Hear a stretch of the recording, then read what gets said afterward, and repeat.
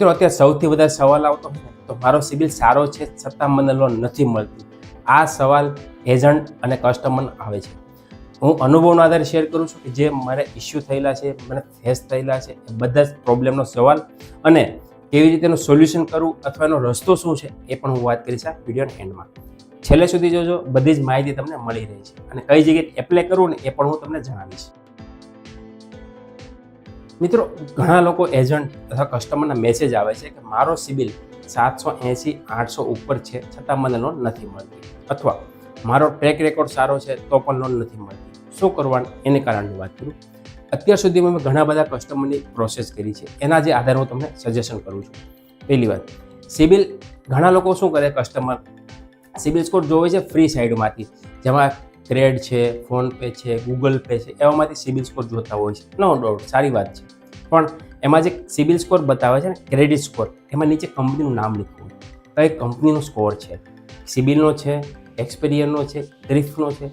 હવે શું થતું હોય છે કે જનરલી જે કંપની છે ને એ કઈ કંપનીનો સ્કોર જોયો છે એના પર નક્કી થતું હોય છે, અને વધારે કંપની સિબિલનો સ્કોર કાઉન્ટ કરે છે. તો તમે જે ફ્રીમાં સિબિલ ચેક કરો છો એ બની શકે કે તમે એક્સપિરિયનનો સ્કોર જોવો છો જે સારો હોય, 800 ઉપર હોય, પણ જનરલી સિબિલ સ્કોર તમારો 720 કે 10 હોઈ શકે છે.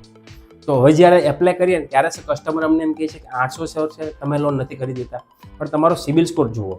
હવે જોવું કઈ રીતે? ક્રેડિટ સ્કોરની 4 કંપની છે, એમાં સિબિલ પહેલી કંપની, ક્રિફ, એક્સપિરિયન અને આ 4 કંપની છે. 4માંથી તમે કઈ કંપનીનો સ્કોર જોવો છો એ મેટર કરે છે. એટલે અમે ઘણી વખત એના પાસે સ્ક્રીનશોટ મંગાવીએ છીએ, તમે મને સ્ક્રીનશોટ મોકલો, અને ત્યારે ખબર પડે છે કે આ એક્સપિરિયન કંપનીનો છે અથવા ક્રિફનો છે, સિબિલનો છે. બીજી વાત, જો સિબિલનો સ્કોર સારો હોય ને, ઓકે, તમે પ્રોસેસ કરી શકો છો. પણ જો તમે એજન્ટ હોય અથવા કસ્ટમર હોય તો 2 વસ્તુ ખાસ ધ્યાન રાખવી. જો તમારે પર્સનલ લોન લેવી હોય, જો તમે નોકરી કરતા હોય, પગાર બેંકમાં આવે છે, 1 વર્ષથી વધારે, તમારો પીએફ કપાય છે, તો તમે ઘણી બધી એવી કંપની છે એપ્લાય કરી શકો છો. એના માટે અમારો વોટ્સઅપ નંબર છે, ત્યાંથી તમે કોન્ટેક્ટ કરી શકો છો. બીજું, તમે ધંધો કરો છો, બરાબર, તો તમારી પાસે જીએસટી છે 2 વર્ષ જૂનું અને કરંટ એકાઉન્ટમાં ટ્રાન્ઝેક્શન 40 લાખથી વધારે છે, તો તમે કોન્ટેક્ટ કરી શકો છો. આ 2 વસ્તુ છે.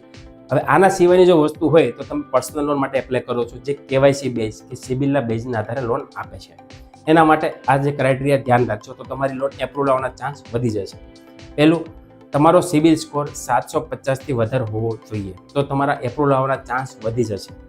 બરાબર, ઘણી વખત 730માં પણ લોન થઈ જાય છે. એવું નથી કે 750થી વધારે જ જોઈએ, પણ એ નક્કી કરે છે કે તમારા ક્રાઇટેરિયાના આધારે. પણ જનરલી 750થી વધારે હોવો જોઈએ. બીજું, ઘણી વખત કસ્ટમર શું કરે, સિબિલ ના હોય ને તો સિબિલ બનાવવા માટે કન્ઝ્યુમર લોન લે છે, જેમાં ટીવી, મોબાઈલ, ફ્રીજ, ગમે તે વસ્તુની લોન લે છે, અથવા ગોલ્ડ લોન પણ લે છે, જેના આધારે 3 કે 4 મહિના પછી સિબિલ સ્કોર બને છે. સિબિલ સ્કોર બની શકે 790, 780 પણ હોઈ શકે છે.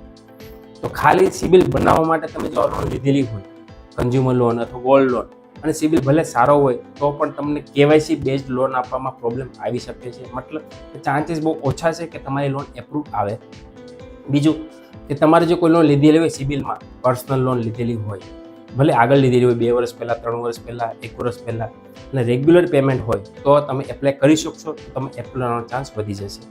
બીજું, ઘણી વખત કસ્ટમર 6 મહિનાની અંદર લોન લીધેલી હોય, 1000ની હોય, 5000ની હોય કે 5 લાખની હોય, તમે 6 મહિનાની અંદર કોઈ લોન લીધેલી છે અને જો તમે ફરી પાછી એપ્લાય કરવા જશો ને તો લોન રિજેક્ટ થવાના ચાન્સ વધી જશે, ભલે તમારો સિબિલ સ્કોર 800થી વધારે હોય. આ એક વાત છે. બીજું, લાસ્ટ કે તમે સિબિલ જુઓ, સિબિલની હિસ્ટ્રી તમારે 1 વર્ષથી જૂની હોવી જોઈએ, આઈડિયલી 2 વર્ષ જૂની હોય તો વધારે સારું. મતલબ તમે સિબિલ બનાવવા માટે લોન લીધી છે, એનું 1 વર્ષ કમ્પ્લીટ નથી થયું, ઘણી વખત 10 મહિના, 8 મહિના થયું હોય છે, તો એવા કેસીસમાં પણ પ્રોબ્લેમ આવે છે. તો તમારો સિબિલ સ્કોર મતલબ ક્રેડિટ હિસ્ટ્રી 2 વર્ષથી જૂની હોય તો સૌથી વધારે સારું. તો આ જે ક્રાઇટેરિયા તમારે બેસતા હોય ને તો તમે જો લોન એપ્લાય કરશો ને કેવાયસી બેઝડમાં, તો પણ તમારા લોન એપ્રુવલ ચાન્સ વધી જશે. હવે પ્રોબ્લેમ આવે છે એજન્ટ કે કસ્ટમરને કે એવી કઈ કંપની છે કે હું ચેક કરી શકું ત્યાંથી મને લોન મળી શકે, એવું શું છે?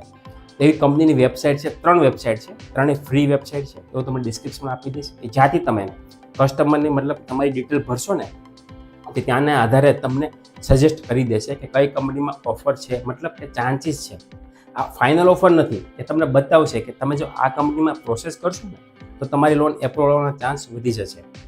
તો જે કંપની બતાવે છે, 3 બતાવે કે 5 બતાવે, તો તે બધી જ કંપનીમાં તમે ડાયરેક્ટ એપ્લાય નાવનું બટન હશે, ત્યાંથી તમે એપ્લાય નાવ કરીને જો એપ્લિકેશન હશે તો ડાઉનલોડ થશે, અથવા વેબસાઇટ હશે તો વેબસાઇટ જશે, ત્યાંથી તમારે કંપનીની પ્રોસેસ કમ્પ્લીટ કરવાની છે.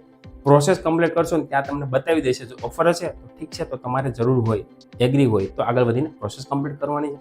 એ કંપનીમાં ઓફર નથી તો ફરી પાછું લિંક પર ક્લિક કરીને મોબાઈલ નંબર નાખીને ઓટીપી નાખીને કરશો ને તો બીજી કંપની બતાવશે. જે 5 કંપની બતાવતું હતું એમાંથી એકમાં તમે પ્રોસેસ કરી, બીજી 3 કંપની બાકી છે, તો એમાંથી કોઈ પણ એક કંપની એપ્લાય કરીને કમ્પ્લીટ કરી શકો છો. આવી રીતે તમે ચેક કરી શકો છો. બરાબર છે. બીજી વાત, આ બધી જ કંપની ફ્રી છે, કોઈ ચાર્જ નથી. એપ્લાય કરશો તો પણ તમને બતાવી દેશે એપ્રુવલ છે કે નથી.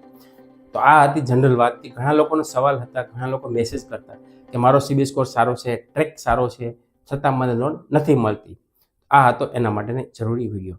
જો કેવો લાગ્યો જરૂરથી કોમેન્ટ કરજો. સારો લાગ્યો તો લાઈક જરૂર કરી દેજો.